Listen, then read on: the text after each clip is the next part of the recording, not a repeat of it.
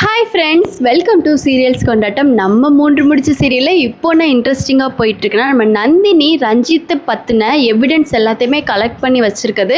ரஞ்சித் திருட்டு பயலுக்கு எப்படியோ தெரிய வந்துடுச்சு. இந்த வீடியோ ஃபுல்லாக பார்த்தா தான் இந்த வீடியோக்கான ட்விஸ்ட் என்ன அப்படிங்கிறது உங்களுக்கு தெரியும். அதுக்கு முன்னாடி நம்மளோட சேனலை நீங்கள் சப்ஸ்கிரைப் பண்ணலன்னா சப்ஸ்கிரைப் பண்ணிக்கோங்க. கிட்ட இருக்கிற பெல்லைக்கான டச் பண்ணி ஆள்னு கொடுத்தீங்கன்னா நாங்கள் போடுற எல்லா வீடியோஸுமே உங்களுக்கு வந்துடும். வாங்க இப்போ நம்ம வீடியோக்குள்ளே போகலாம். நம்ம நந்தினிக்கு ரஞ்சித் பற்றின பல ரகசியங்கள் தெரியும். ஃபஸ்ட்டு ரகசியம், ரஞ்சித்தை ஜுவல்லரி ஷாப்பில் சூர்யா சார் பார்த்தேன் அப்படின்னு சொல்லும்போது ரஞ்சித் அடித்து நான் அது கிடையாது, நான் அவன் இல்லை அப்படின்னு சொல்லிட்டு ப்ரூவ் பண்ணிட்டு போயிட்டாங்க. ஆனால் இப்போது ரஞ்சித் அதே ஜுவல்லரி ஷாப்பில் மித்தவங்க கிட்ட பேசும்போது அந்த ரஞ்சித்தை யார் கஸ்டமர்னு சொல்லிட்டு கவர் பண்ணியிருப்பாங்களோ அவங்கக்கிட்ட பேசும்போது நம்ம நந்தினி அதை வீடியோவை எடுத்த விஷயம் உங்களுக்கு கண்டிப்பாக தெரிஞ்சிருக்கும். ரெண்டாவதாக நந்தினி ரஞ்சித் வாங்கினா அதே பேக்கு கடைக்கு போய் பேக்கையும் பார்த்து ரஞ்சித்துக்கு பெரிய மிரட்டலையும் பயத்தையும் கொடுத்துட்டாங்க. அதே பேக்கோட பில்லும் நம்ம நந்தினி கிட்ட இருக்குது. மூணாவது விஷயம் அசோகனோட பிளட்டை எடுத்ததுக்கு காரணம் ஏதோ ஒரு விஷயங்கிறது நம்ம நந்தினிக்கு தெரிய வருது. ஸோ நந்தினி கிட்ட மூணாவது ஆதாரமும் இருக்குது. அதே மாதிரி நம்ம ரஞ்சித்தோட ரிமோட் கண்ட்ரோல் காரில் கேமராவும் இருக்கு இல்லையா? ஸோ அந்த கேமரா காரும் இப்போ நம்ம நந்தினி கிட்ட தான் இருக்குது. இப்போது எல்லா ப்ரூஃப் பற்றின விவரங்கள் நம்ம ரஞ்சித்து ஒன்றா நந்தினி கிட்டேருந்து கண்டுபிடிக்கிறாங்க.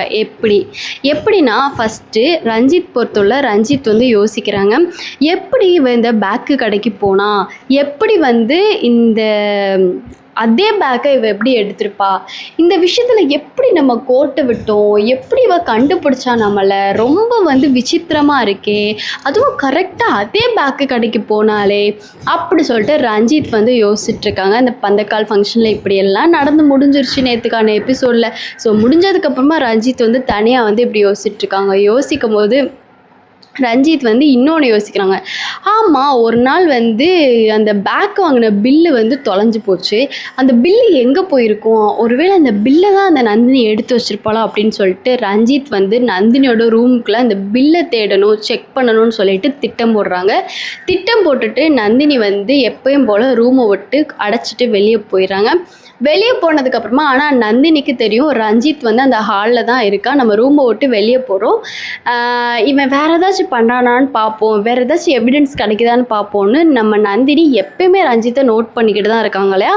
ஸோ அதே மாதிரி ரஞ்சித் ஹாலில் இருக்கும்போது இவன்கிட்ட ஏதோ ஒரு எவிடன்ஸ் கிடைக்குதான்னு பார்க்கலான்னு சொல்லிட்டு இவனை செக் பண்ணலான்னு சொல்லிட்டு நந்தினி பாட்டு பாடிக்கிட்டு ரூமை பூட்டிட்டு நம்ம ரஞ்சித்தை க்ராஸ் பண்ணிட்டு போயிடறாங்க. கிராஸ் பண்ணிட்டு போனதுக்கப்புறமா ரஞ்சித்தும் அதே மாதிரி நந்தினி போனதுக்கப்புறமா நந்தினி ரூமுக்குள்ளே அந்த பேக்கோட பில்லை தேடுறதுக்காக போகிறாங்க. போனப்போ நம்ம நந்தினி இந்த களவாணி பையன் எதுக்கு நம்ம ரூமுக்கிட்ட போகிறான், ஒருவேளை நம்ம ரூமுக்குள்ளே போக போகிறானோ, ஒருவேளை அந்த ரிமோட் கண்ட்ரோல் காரை எடுக்கிறதுக்காக போகிறானோ அப்படின்னு சொல்லிட்டு நந்தினி யோசிக்கிறாங்க. யோசிச்சுட்டே இந்த களவாணி பையில நம்ம துரத்தி பிடிக்கணும் அப்படின்னு சொல்லிட்டு நந்தினி யோசிச்சுட்டே பையன் மேலே வராங்க.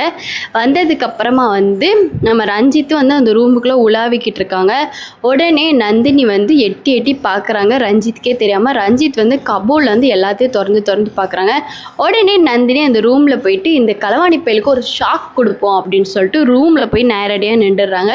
ரஞ்சித்து நந்தினியை பார்த்துட்டு செம்ம ஷாக் ஆனோடனே நம்ம நந்தினி கேட்குறாங்க, என்ன ஆச்சு சார், இங்கே என்ன சுற்றிட்டு இருக்கீங்க அப்படின்னு கேட்டோன்னே, இல்லை சிஸ்டர், ஏன்னா போன வாட்டி இதே மாதிரி ரஞ்சித் மாட்டினப்போ நம்ம நந்தினி ஒரு இன்னசென்ட், நம்ம நந்தினிக்கு இந்த ரஞ்சித் பயலை பற்றி தெரியாது. ஆனால் இந்த வாட்டி மாட்டினப்போ ரஞ்சித் யாருங்கிறது நந்தினிக்கு கண்டிப்பாக தெரியும். ஸோ அதனால் நந்தினி, என்ன சார் என்னாச்சு அப்படி சொல்லி கேட்கும்போது, நம்ம ரஞ்சித் என்ன சொல்லி மழுப்பியிருப்பாங்கன்னு நீங்கள் நினைக்கிறீங்க அப்படின்னா கமெண்ட்ஸில் ஷேர் பண்ணுங்கள். ரஞ்சித் என்ன சொல்லி மழுப்புனாங்கன்னா, எப்பயும் போல், இல்லை சிஸ்டர், என்னோட ரிமோட் கண்ட்ரோல் கார் வச்சுருந்தேன், அது திடீர்னு காணாமல் போயிடுச்சு. ஆனால் எனக்கு ஒன்று மட்டும் புரியலை, இந்த நந்தினி எதுக்காக இன்னும் சூர்யா கிட்ட சொல்லாமலே இருக்கா, ஆனால் சூர்யா சார்னு சூர்யாவை மட்டுமே நம்மளுக்கு ஷாக் கொடுத்துக்கிட்டே இருக்காளே, வேணுட்டேதே அவன் கொடுக்குறா போல் அப்படின்னு சொல்லிட்டு ரஞ்சித் யோசிக்கிறாங்க. அதுக்கப்புறம் நந்தினி கிட்ட பேசிட்டு ரஞ்சித்தும் அந்த இடத்த விட்டு போயிடறாங்க. போனதுக்கப்புறமா ரஞ்சித்துக்கு ஒரே டவுட்டு, எப்படி தான் அந்த பில்லை எடுக்கிறது, நம்ம கார் எல்லாமே அவர் ரூமில் தான் இருக்கு, ஆனால் எங்கே இருக்குன்னு தான் தெரிய மாட்டேங்குது.